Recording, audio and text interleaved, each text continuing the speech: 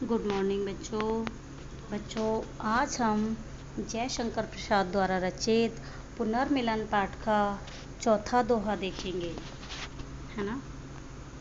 तो सबसे पहले इसका प्रसंग देखेंगे। इन पंक्तियों में कवि ने श्रद्धा के कोमल हृदय का चित्रण किया है। वह श्रद्धा के दुख को देखकर द्रवित हो जाती है और उससे उसके दुख होने का कारण पूछती है। नेक्स्ट देखेंगे आगे व्याख्या। इस रजनी में कहाँ भटकती जाओगी तुम बोलो तो, बैठो आज अधिक चंचल हूँ व्यथा गांठ निज खोलो तो। कौन कहता है? ईड़ा कहती है कि इस अंधकारपूर्ण रात्रि में तुम इस प्रकार भटकती हुई कहाँ जाओगी। यह मुझे बताओ कि तुम इस अंधकारपूर्ण रात्रि में भटकती हुई कहाँ जाओगी। बैठो आज अधिक चंचल हूँ व्यथा गांठ निज खोलो तो।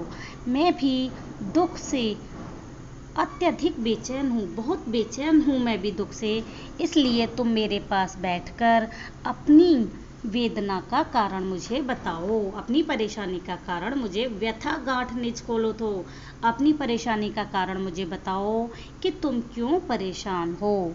ईड़ा उसे धैर्य बंधाती हुई कहती है कि जीवन की यात्रा बहुत लंबी है। जीवन की लंबी यात्रा में खोए भी है मिल जाते। जीवन है तो कभी मिलन है, कट जाती दुख की रातें, है ना। तो ईड़ा उसको धैर्य बंधाती हुई कहती है कि जीवन की यात्रा बहुत लंबी है ना। हमारा जीवन है वो बहुत बड़ा है। इस लंबी जीवन की यात्रा में हमसे बिछुड़ जाते, कुछ लोग ऐसे होते हैं जो हमसे बिछड़ जाते हैं, है ना। खोए भी हैं मिल जाते, जो खो गए हैं वो मिल जाते हैं, है ना। वे कहीं ना कहीं कभी ना कभी अवश्य ही हमसे मिलेंगे। यदि जीवन है तो मिलन भी अवश्य होगा। अतः किसी से बिछड़ने से चिंतित नहीं होना चाहिए।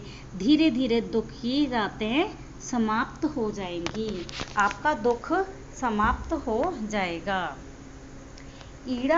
श्रद्धा रुकी, कुमार शांत था, मिलना है विश्राम यहीं।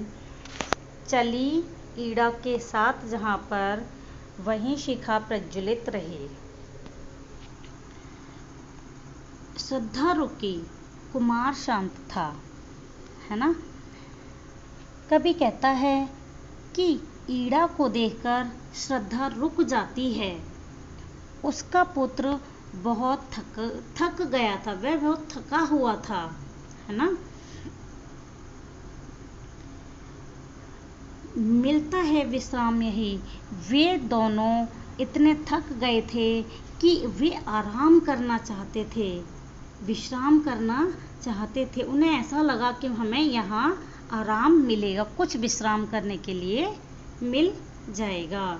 चली ईड़ा के साथ जहाँ पर, वह शिखा प्रज्वलित रही। वह फिर ईड़ा के साथ उस ओर चल पड़ी जिस ओर आग की लपटें उठ रही थी, जिस तरफ हमें प्रकाश की किरण दिखाई दे रही थी। सहसा धध की वेदी ज्वाला मंडप आलोकित करती, कामायनी देख पाई कुछ, पहुंची उस तक डग भरती।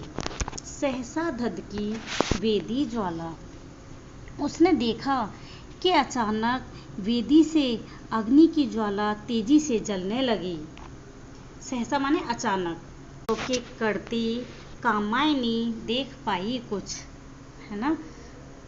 उसे अपने स्वप्न पर विश्वास हो गया कि मेरा स्वप्न बिल्कुल सच्चा निकला। अर्थात मैंने स्वप्न में मनु को घायल अवस्था में देखा और यहाँ मनु वास्तव में घायल अवस्था में ही है, और वही मनु घायल सचमुच। तो क्या सच्चा स्वप्न रहा। आह प्रिय प्राण प्रिय, यह क्या तुम यों धुला शरीर व नीर बहा।